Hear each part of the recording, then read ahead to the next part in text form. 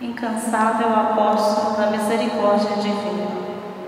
O Santo Padre Sigismundo interpretou com perfeição o chamado de Deus a uma vida com amor.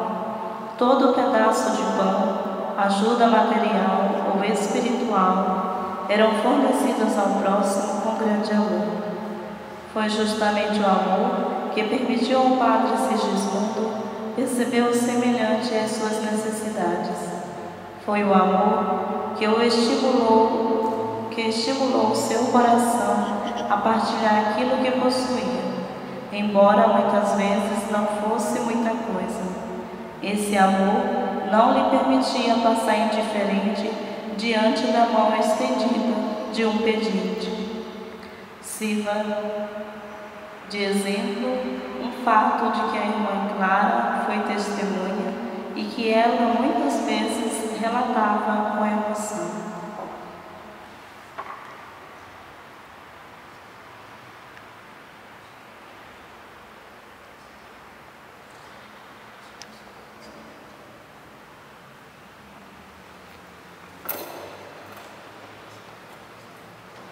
Eis que certa vez, quando estava resolvendo um assunto com o pai, entrou no escritório paroquial sem bater, um mendigo exigindo com insistência uma esmola.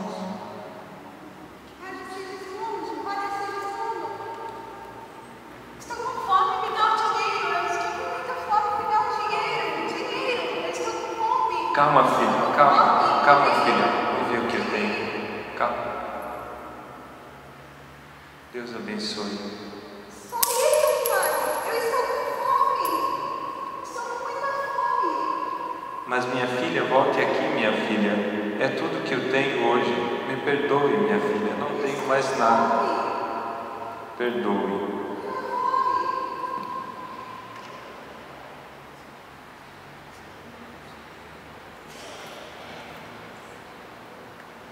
O santo foi capaz, no entanto, não apenas de encher a mão vazia, enxugar as lágrimas, dar abrigo.